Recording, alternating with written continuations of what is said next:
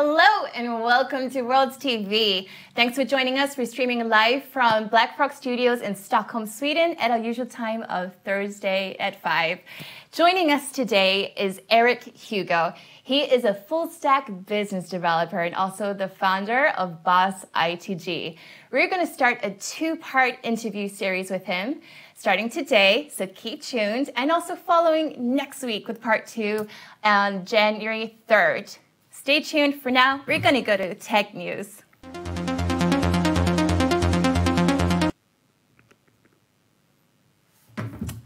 Chris, why don't you come on over and join us?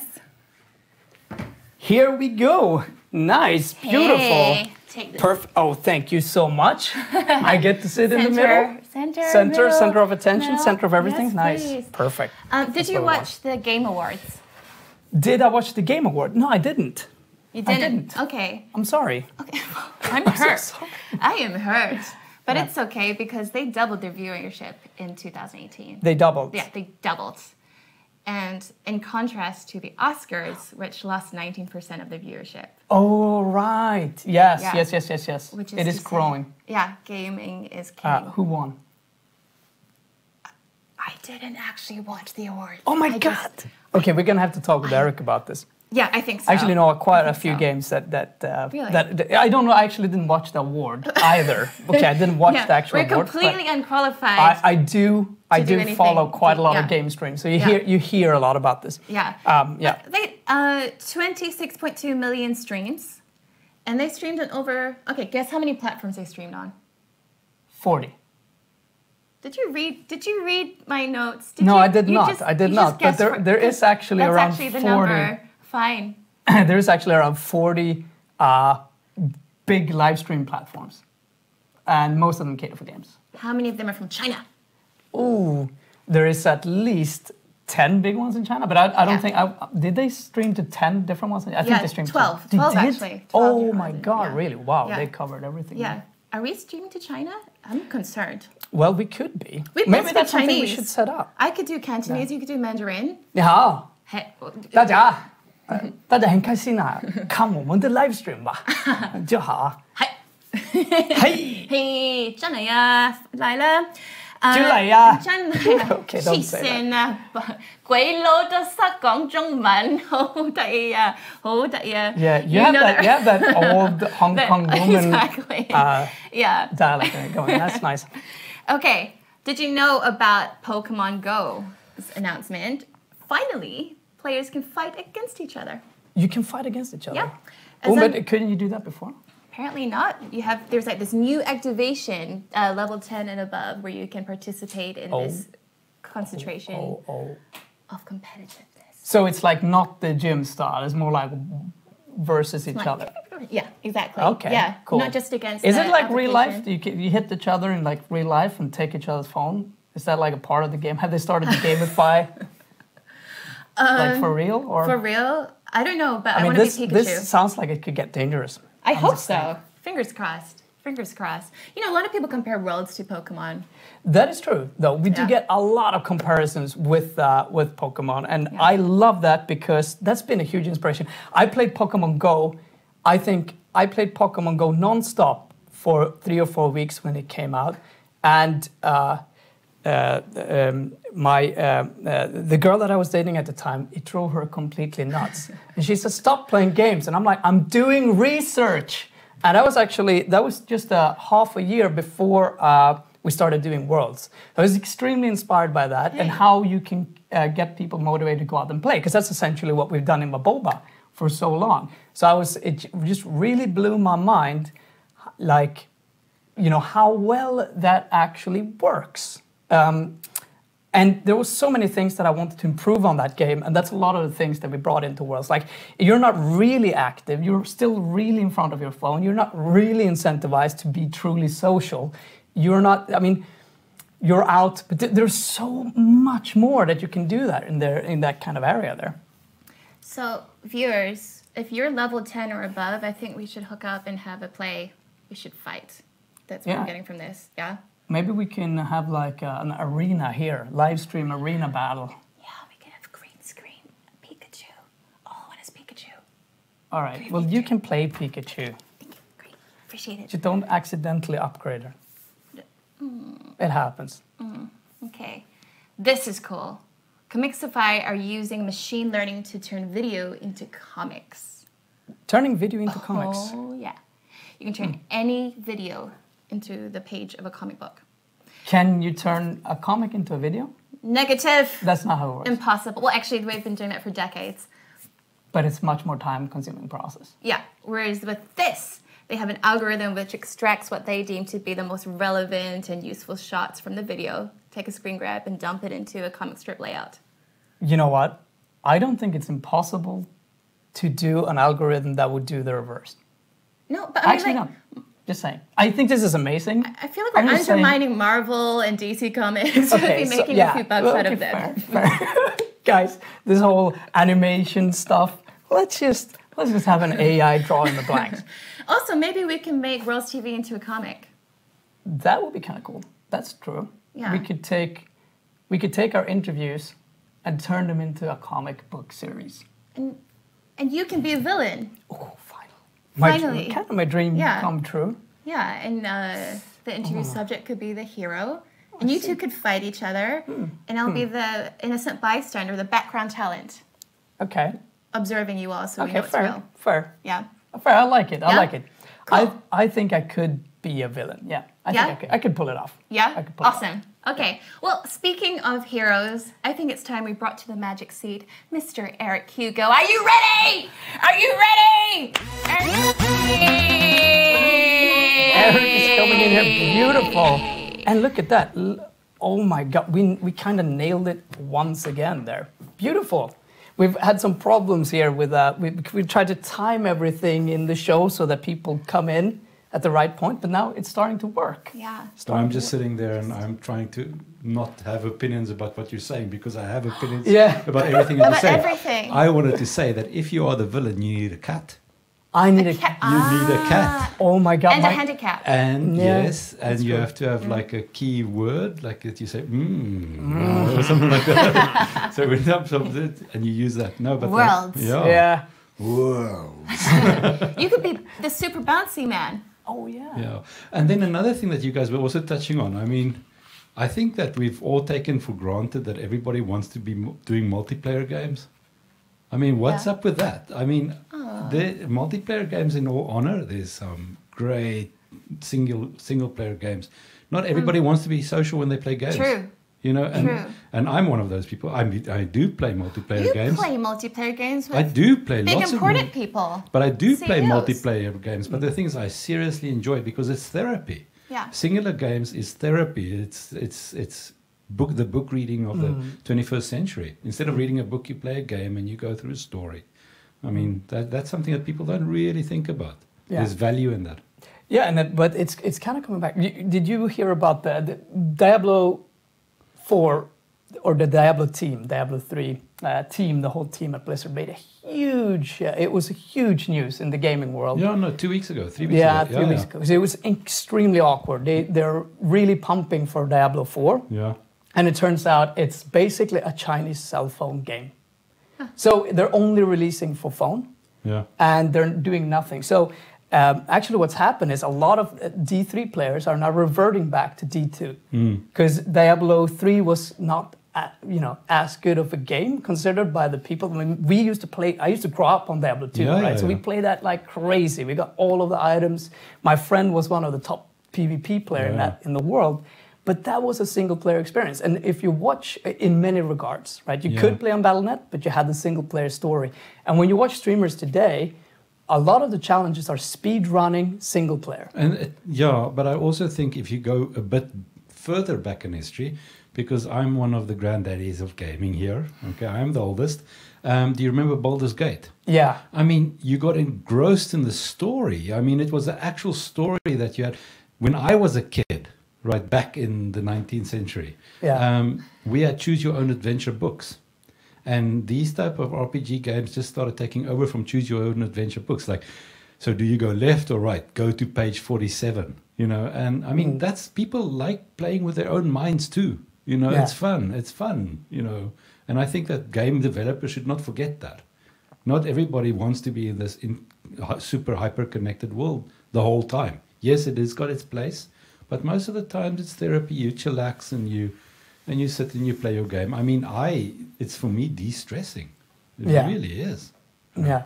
And I agree. I really agree with you there. But I think there's a trend in games to also offer a single-player experience, because a multiplayer experience, it can really be the opposite. It can be stressful, especially in games where it's all about collecting things and trying to become better. And you're starting to compete with players when you just want to immerse yourself and do it at your own pace and not feel like other people are there and doing that and I should be doing that, or I have to join this raid, or I have to join this group, or I have to be in a guild to be a top player. Exactly. It's really ridiculous. I mean, and also the point of winning, the whole point of winning has got different meanings for different people.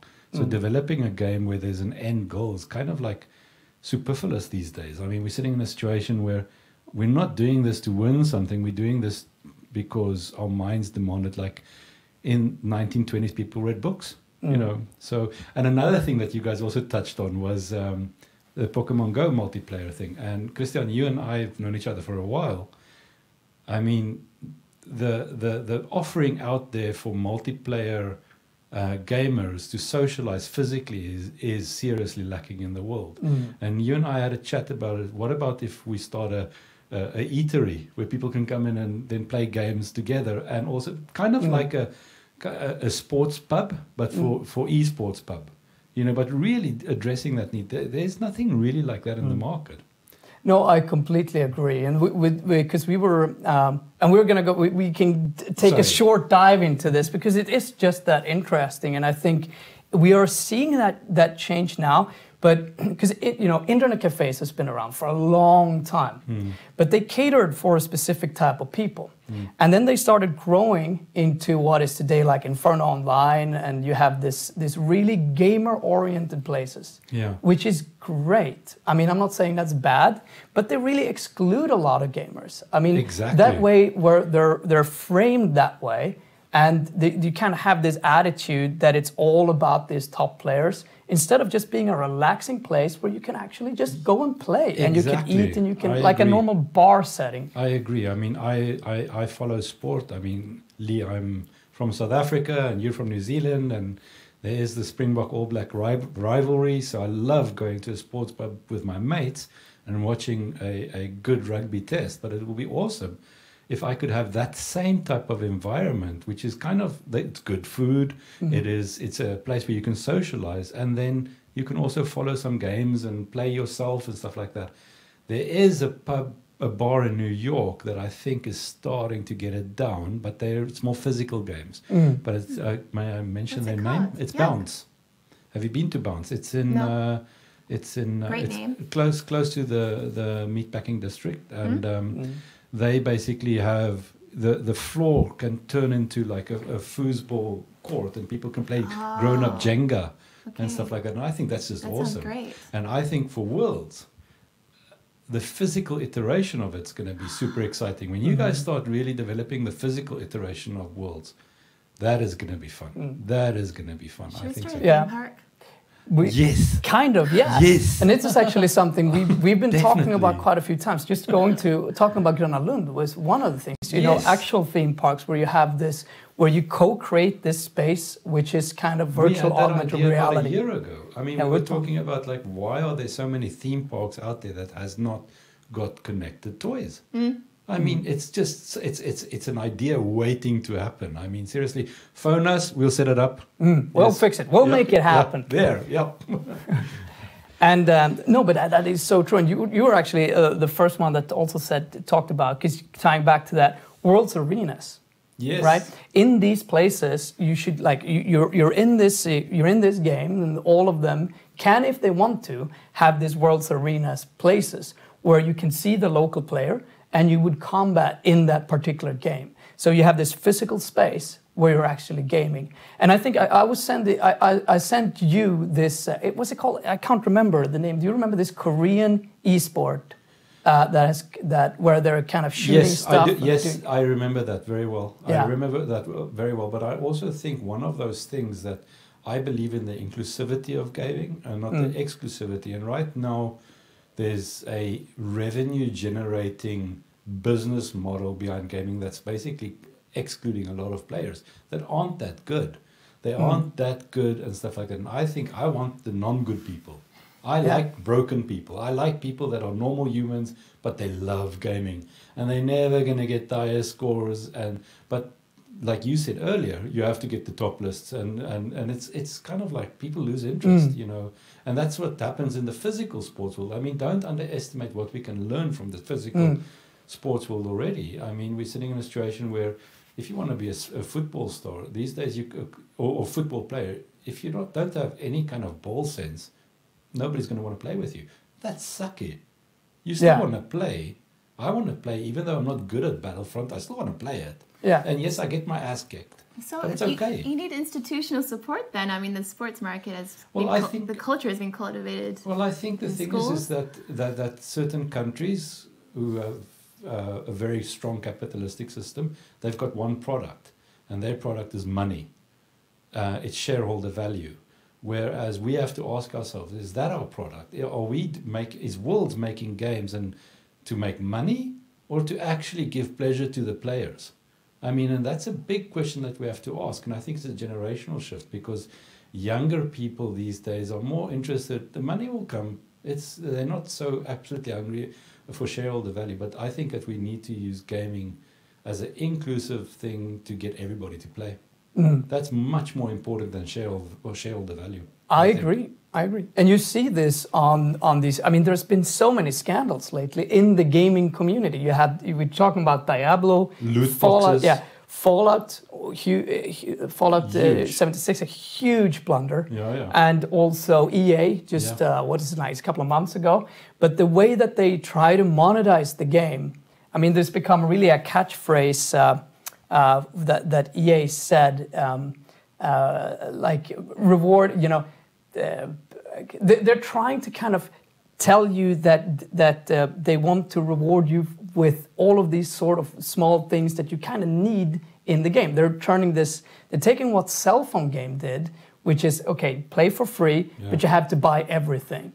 Right, and they're using that quite aggressively. I think that's sucky. I really think that's sucky. I mean, but because what is the goal? It's just basically pure bottom line. Excel sheet, dollars, and that is sucky. And I do think. But it's natural, right? I don't think it's natural. I think what happens, and I see it. I mean, I've been in the tech industry now for quite a while, and one thing that tech industry forgets every single time is. You create a product for an uneducated consumer. The consumer starts utilizing your product and becomes educated. Therefore, your uneducated product is no longer relevant. So instead of keep on thinking that the customer is stupid and they're going to go for this, make products for intelligent consumers that know that you're not trying to shaft them and stuff like that. But I mean, it's one of these problems because when you go back and you look at the gaming industry 10 years ago, 15 years ago, 20 years ago, you had all of these independent studios, right? Yeah. And today you have only a few huge ones, and you know the top people, the only thing they are gonna care about, the only thing that is actually easy for them to measure is how much money is a game making. But that I don't know if that's the kind of world that I will support. I agree, and I think that's changing. I hope that we can actually bring about a real change in that, because I don't think it's not the way. Like you see all of these great companies that was founded on a principle of actually doing something, and then at some point. They are starting to capitalize on that, and they lose their edge in the market. I've got a couple of favorite game studios, From Studios in Japan is Dark Souls 3. I mean, that's just a legendary game. But I've also noticed is that these big dragons, they not only want to create the creative cycle of gaming, they also are interested in actually controlling the distribution, and that. Kind of made sense when you didn't have the web and you had to basically distribute games via cassettes and CDs and going into a store. But that model doesn't exist anymore, but they're still trying to use the same rules that worked 10 years ago for generating revenue. Nobody's really trying to figure out what is a new revenue way, and stuff like that. Are we off track or? No, a little bit, but it's completely fine. Yeah. Maybe we should go back, and I know that we have some questions. Just who are you, basically, kind of questions like that. Yeah, well, hi everybody. My name's Erich Hugo. I'm a South African. I'm more Swedish now. I became a grown-up in Sweden, I would say, even though I came here as a 27-year-old. I am from the east coast of Africa, Zululand, a little town called Amanzimtoti, which means in Zulu, the water is sweet. And it was named by Shaka Zulu. So it's kind of like pat myself on the back there. That's my town's name.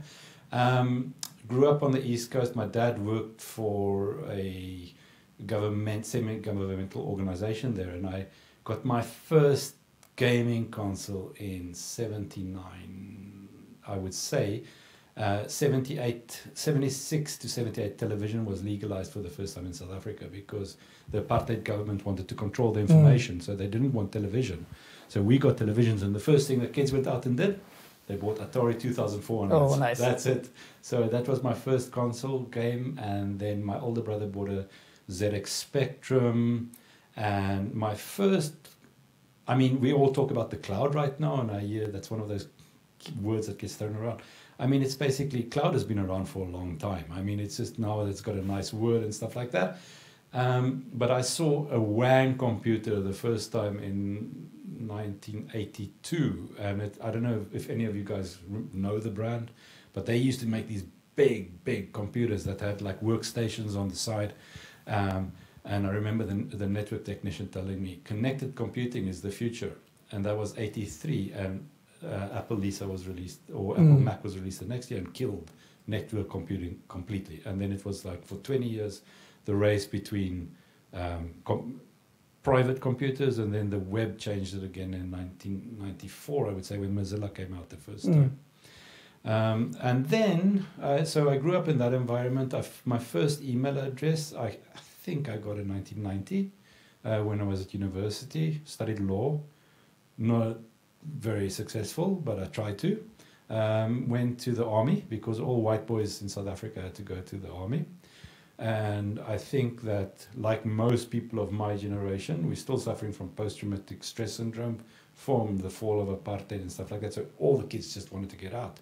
So South African kids, now I'm not a kid anymore, but then they just wanted to get out of South Africa because it was just like such nonsense there and stuff like that. And got out, left for 18 months and backpacked through Europe and North America. And that was right when the Soviet Union kind of like also started collapsing. So I started writing for a magazine called New Generation. Where were you at the time? London. London. And in Toronto and in Ottawa and Europe. And then I would like take pop culture to Russia. That was fun.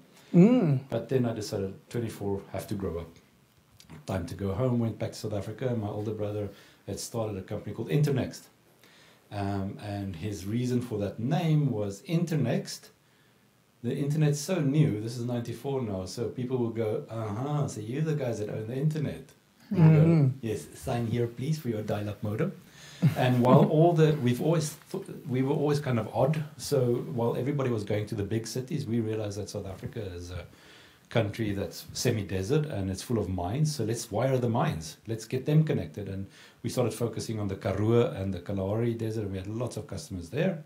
Sounds kind of romantic, I would say, the desert internet kind of thing. You can write a song about that or even a poem. But then there's nothing to do. It's boring. It is utterly boring. I had super fun with my brother, but eventually it became too much. I started chatting online. You have to remember, guys, this is 95 now, so there's like no reference case for chatting online. I mean, there was one tool that you could chat, and that was IRC, Internet Relay Chat. And you met people from all over the world in a completely different context than now. And then I met a woman online, Swedish, and we just started chatting. And after 9 months, I realized, wait a minute, there's a physical thing taking place in my body based on this person that I haven't met, that's bits and bytes. I think I'm in love with her. And no reference case. I know of one couple that kind of got together around about the same time. By the internet. Via the internet, so 95. And I remember I told my parents, I'm going to go and meet this woman. And they said, can't you just be like a normal guy and like meet a woman in a pub or something, you know, and stuff like that. And I'm like, yeah, I want to check this out. But I also knew that it wouldn't really, there's a risk. So I threw my CV online. I got 2 job offers, one in Amsterdam and one in Moscow, Russia. Had been in Western Europe, had always wanted to see Russia, so I took the job in Russia because the distance between Cape Town and Johannesburg is about the same as the distance between Stockholm and Moscow. So for me, it's obvious. Yeah. You know, it's so close. It's just across the pond, you know. And like, and Russia was at an extremely interesting place. Super interesting. I mean, I would say that commercialization was hitting it. I remember, I mean, Stalin built these 7 big buildings that were like absolute monoliths. They call it brutalist art, which is just beautiful. And when I got there, my first flat that I lived there, the bottom floor was Chuck Norris's casino. You know, so it was kind of like this massive contradiction in terms. Anyways, she flew over to, I love you. She flew over to Moscow, and we just hit it off over a bottle of vodka. And of course, as you do. 20 years later, and I remember my oven had stopped working, and I had bought pizza, frozen pizza, and I had to throw it onto the oven to heat it up. But we didn't care. We were so in love. I mean, we realized this 9 months of online chatting was actually real. But like there was still I had to send her passport to my parents, copy, so because she might have been an axe murderer, and vice versa. They didn't know who is this South African guy. But then I moved to Sweden in 1998. Started here in an advertising agency because we web developers were very few and far between. Got a good job and started developing Ericsson's global consumer website. So you were considering yourself a web developer during that period. You went from studying law to writing to... No, not really. I do stuff that because I can, but I could do stuff. I like learning stuff. I'm a sponge, you know, so I could. And I got a job, and I realized this was an easy way, an easy way to job. And also because I had good references. I mean, we built Africa's first e-commerce store already in '95, you know, so those things didn't exist. And I want to cut in something because it's so. I mean, and it may be just a little bit background. So I know Erich from it's like now a year and a half. I would say. Yeah, because I met Erich and I just instantly felt that we need to have Erich in this particular project. And one of the things is in Worlds, obviously, and one of the reasons is just that you are really one of these first pioneers in get the information, you know, like when it comes to, because I was fortunate enough. Now Thank you. But you really are, and it's always so interesting to talk to someone who is there, because I feel like I'm actually old in the internet generation. I grew up with computers, you know what I mean.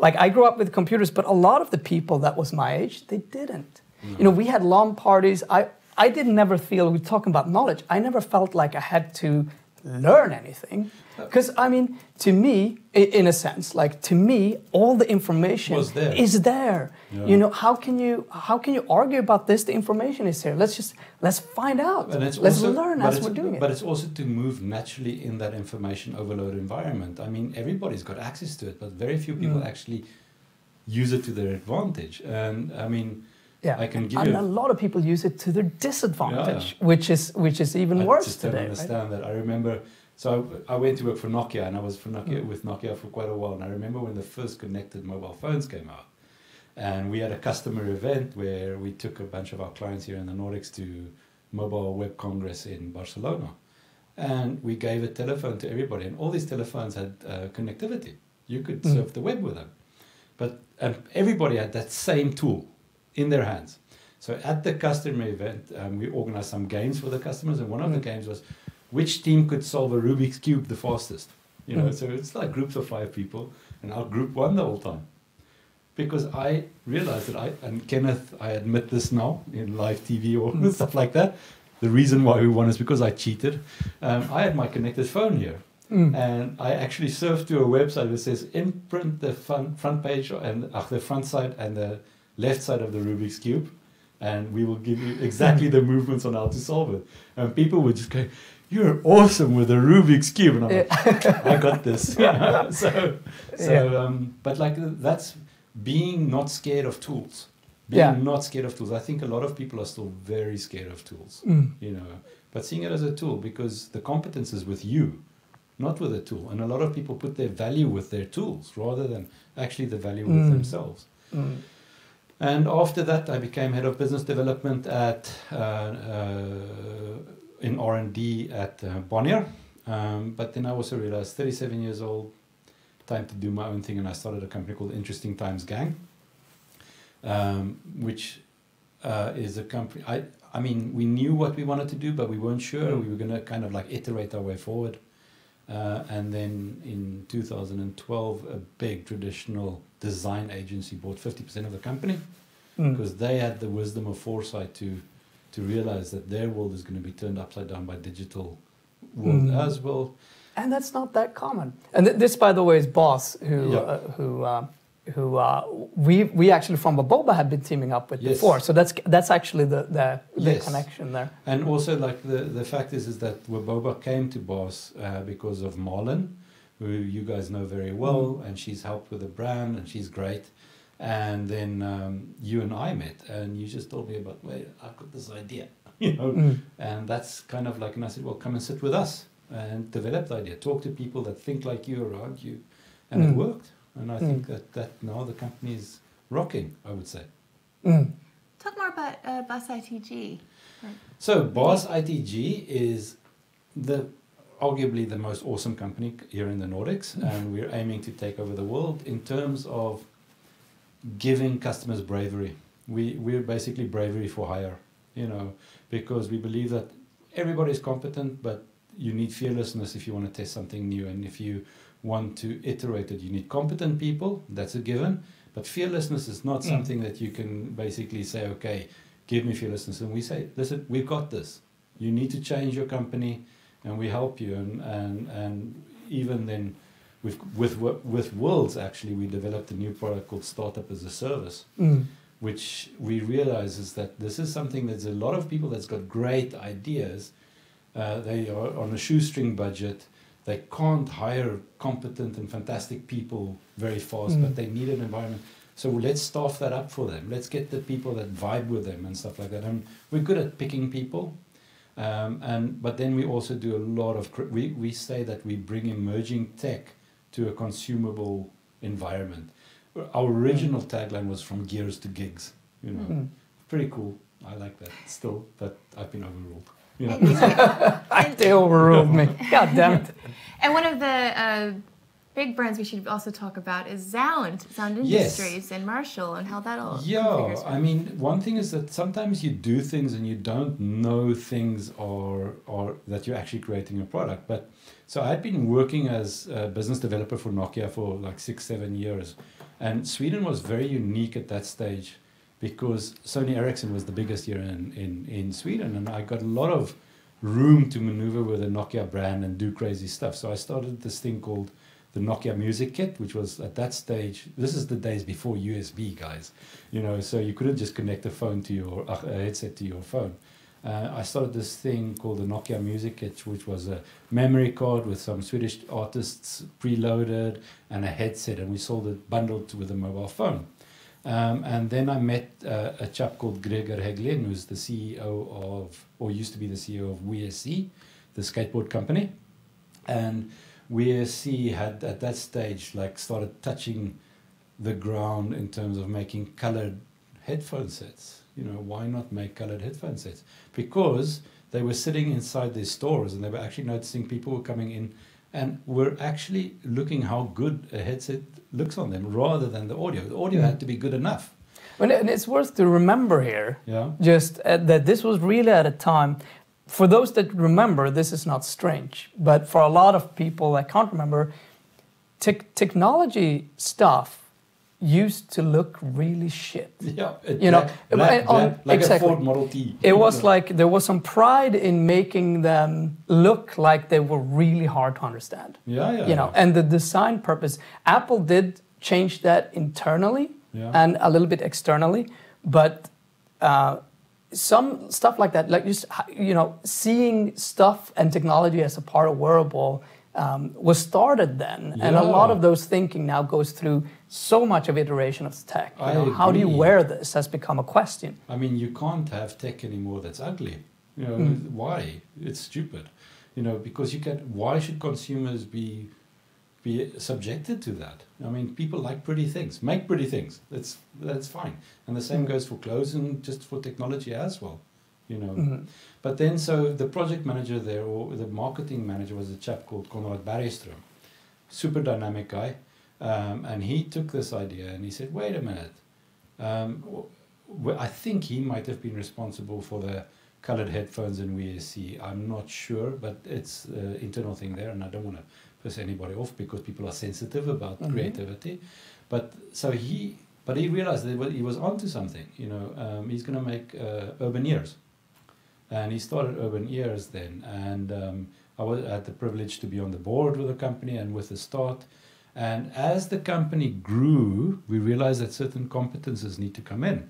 And I had a knack for finding those competences, and I got a great team to go and support them, because you had these super creative guys and girls that were they knew what they wanted to do, but we needed to kind of like put it at sea, and we started staffing them up, and those consultants eventually went over to Sound Industries as well, and then they got the Marshall speakers and the Marshall brand as well, and then the same there, and we actually built the Marshall London phone and stuff like that. It was all kind of like fearlessness, let's do this, and things like that.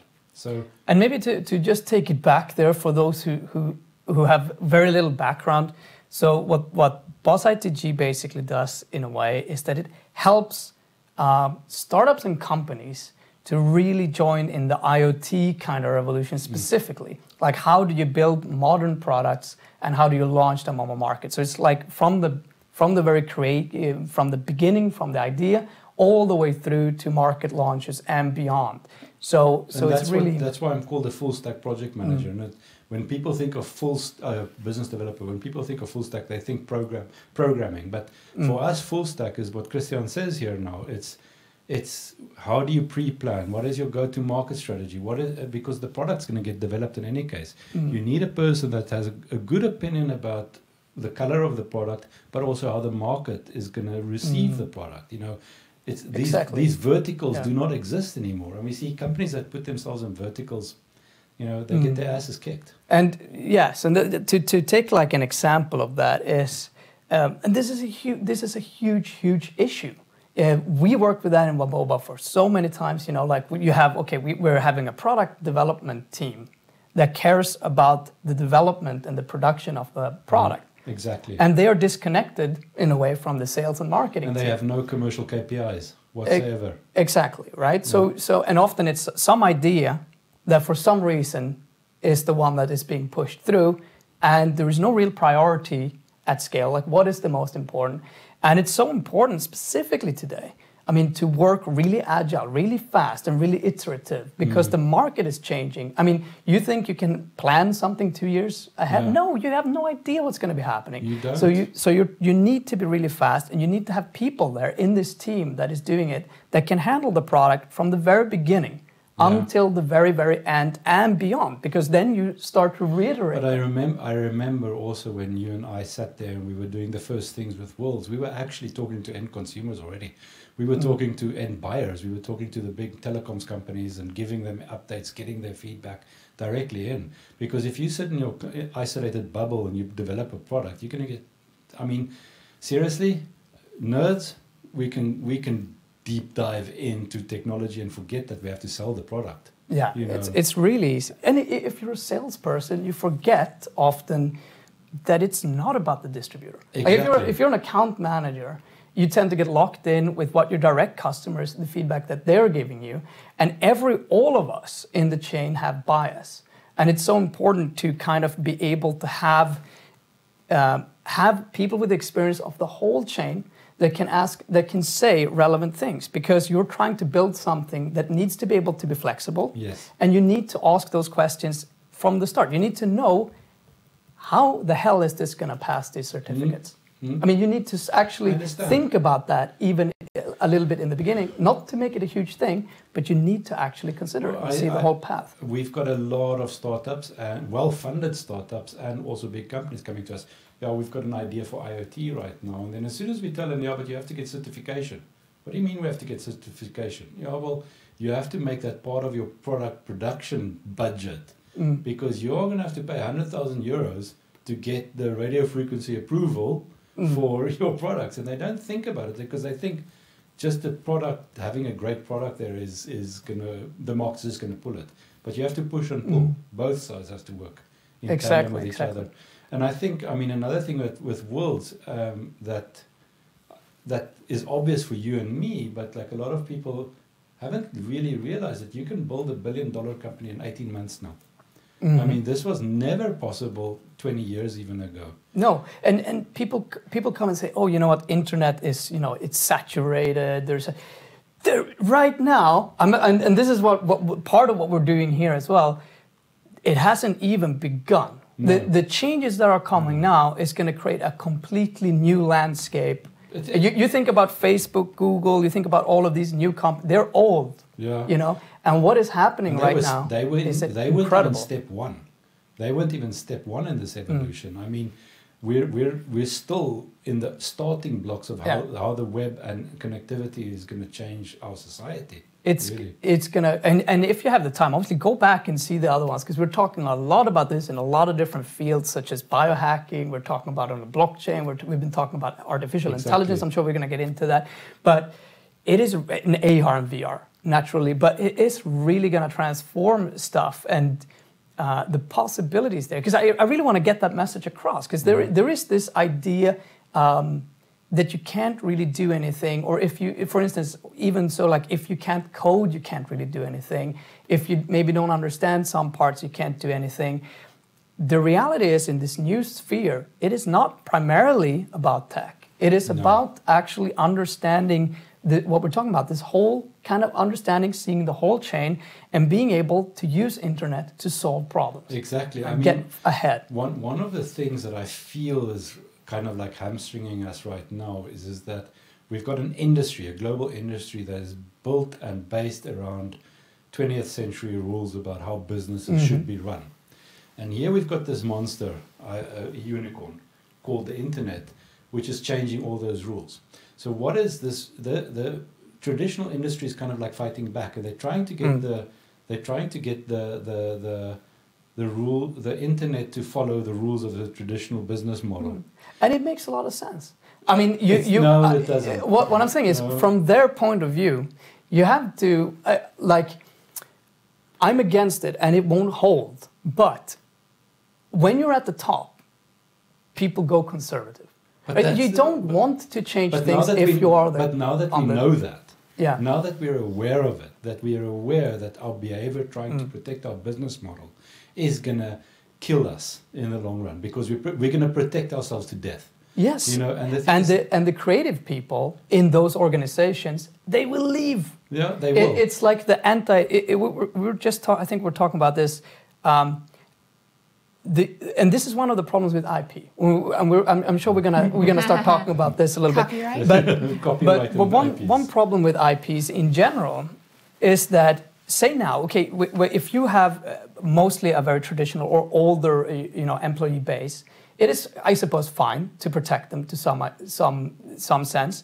But when you're talking to your organization and you're saying, you can say one thing to your organization, right? That is really gonna stick. You can say, we're gonna be the leader, we're gonna be innovative, right? And this is typically what people are saying. We're striving to be the best, to do the new stuff, to get on the new markets, to do the next level stuff. And then you spend like loads and loads of money on your IP, protecting and trying to push other players down and stuff. Whatever you do in a company is what people in that company, how they will value you. Yes. Right? So you have to be extremely careful. I'm not saying you should not protect your IPs, but if your idea is to be a forerunner in the field, by the time your IP is an IP, it shouldn't really matter for you anymore. You should be on to the next stuff. But I think one of the big challenges that we have is that in this connected world, we suddenly have a IP system that has worked for the Western world. I'm not from the Western world. I mean, I'm from Africa, and I come from a poor country where IP and copyright does harm because people need to eat, you know, and protecting copyright and stuff like that and so on. They don't have the luxury. If you're poor in Sweden, it's, oh shit, I can't have that DVD player, you know, that kind of thing. I mean, the Western world's pretty blessed. And it's kind of like a me type of let's protect what we have. Sharing is the future. We see it. I mean, we see all the sharing business models is coming out there. I'm not saying that we should like diss copyright completely, and we're going to talk about trends later, but the copyright system and the IP system that we have right now does not fit the internet world. And all I see is major cases of people protecting I mean, you guys saw now what happened in Canada last week with the arrest of the CFO of Huawei. I mean, and whether it's legitimate or not, I'm not going to get into that thing, but the whole basis for that is protecting copyright. I mean, the basis for that arrest is protecting copyright. Instead of redeveloping copyright to be user-friendly and address the modern world, we try and protect the old model. The old model is going to die. I think people need to just accept it and start developing on the new model. You know, what is the new model? What is copyright going to be in the future? What is IP going to be in the future? It's not going to be protecting. We can't protect ourselves out of this. You know, you can't control 7 billion people. Forget it. No. You can't control 7 billion people. No. And you can threaten them with jail time and stuff like that. But it's like a hydra. I mean, it's just a many-headed snake. People want to do what they want to do.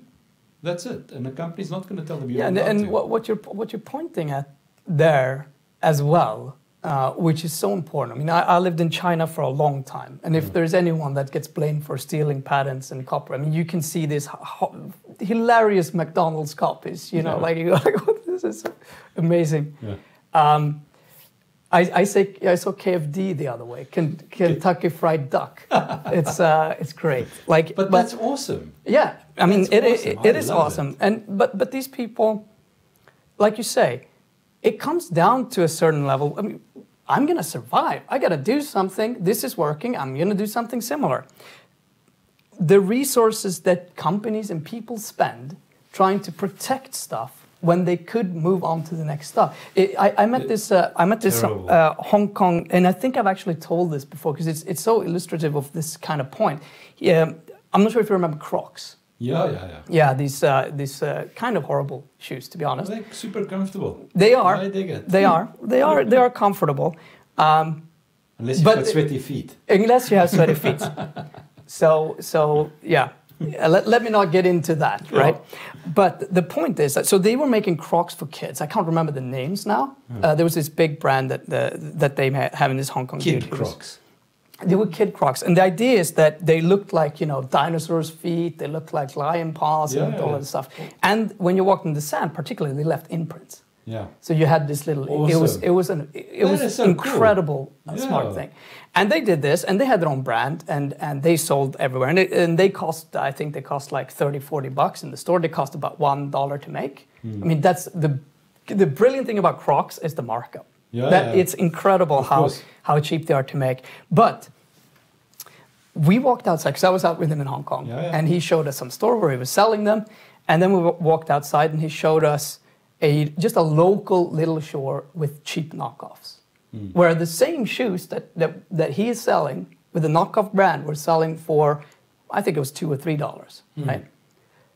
And he just went there to illustrate a point about China and about his view on copyright. He said, you know, because we were like, this is horrible, right? Are you doing anything about all of these cheap knockoffs that are coming up everywhere? And he says like, this is free marketing. This is free market. You know, the people that can afford it, they're going to get the name brand. You know, but for the rest of the people, they can have these. So he made that paradigm jump, and he realized that this is a new world. Okay, pause. This interview is awesome, but we're going to stop this week's episode now, and you can follow part 2 of the interview by joining us on Thursday, 3rd of January at Worlds Creations. This was a pre-recorded episode so that the Worlds team could go home and enjoy the holidays. On behalf of the whole Worlds team, we wish you a very happy holiday, stay safe, and see you back here next week for part 2 of Erich's interview.